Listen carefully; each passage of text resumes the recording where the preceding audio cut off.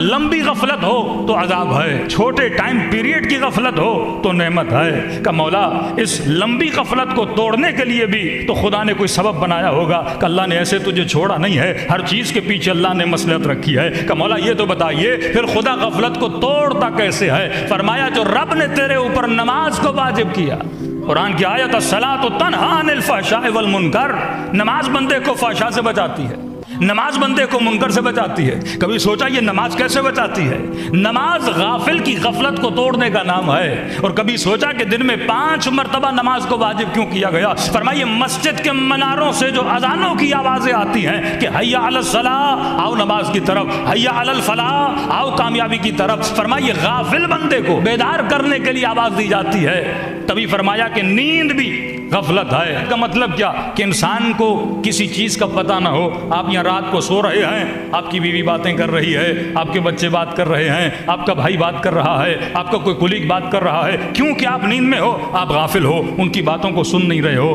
آنکھوں سے ان کو دیکھ نہیں رہے ہو، تو نیند غفلت ہے۔ تو فرمایا اس غفلت سے بیدار کرنے کے لیے اس نے صبح کی نماز کو واجب کیا کہ جب آواز آتی ہے حیا علی الصلاۃ، حیا علی الفلاح، تو آواز آتی ہے نیند کی غفلت سے بیدار ہو جا، تو دنیا میں صرف سونے کے لیے نہیں آیا، تو رب کی عبادت کے لیے آیا ہے۔ یہاں غفلت ٹوٹی، اللہ کی دربار میں 2 رکعت نماز پڑھی، اور نماز پڑھنے کے بعد پھر انسان اپنے کاروبار پہ نکل جاتا ہے۔ پھر جب لوگوں اور کثرت میں چلا جاتا ہے اور عالم کثرت پھر انسان کو غافل کر دیتا ہے۔ اب کاروبار کی باتیں ہو رہی ہیں، اب پیسوں کی باتیں ہو رہی ہیں، اب دکان پہ گاہک کھڑے ہیں کہ جناب یہ کتنا ہے، اب منافع بازی ہو رہی ہے، دنیا میں مال بندہ جمع کر رہا ہے، اور بیچ منافع کی بازار میں دوپہر عین کو آواز آتی ہے کہ حیا علی الصلاۃ، حیا علی الفلاح، حیا علی غیر العمل۔ یہاں فرمایا مومن کا پتہ چلتا ہے کیا یہ کاروبار کی طرف زیادہ توجہ دیتا ہے یا رب کی آواز پہ لبیک کہہ کے مسجد میں چلا جاتا ہے؟ ارے مجلس میں بیٹھ کر لبیک یا حسین کہنا آسان ہے، لیکن کاروبار کو چھوڑ کے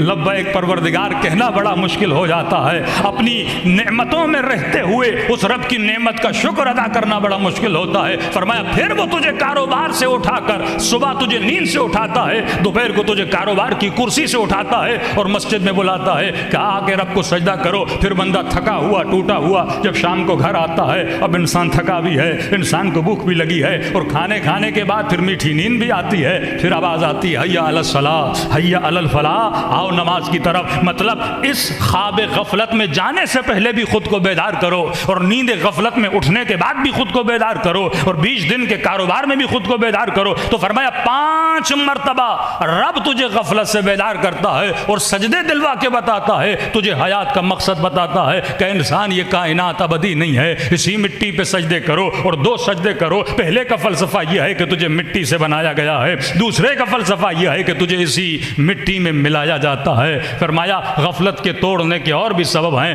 بیسک سبب جو اللہ نے واجب کیا وہ نماز ہے، کچھ اسباب تو نے خود پیدا کرنے ہیں۔ فرمایا ہفتے میں 1 مرتبہ قبرستان جایا کرو تاکہ غفلت کو توڑا کرو، نعمتوں کے احساس کو اپنے وجود کو دلانے کے لیے ہاسپٹل جایا کرو تاکہ صحت کی نعمت کا احساس ہو، بندہ غافل نہ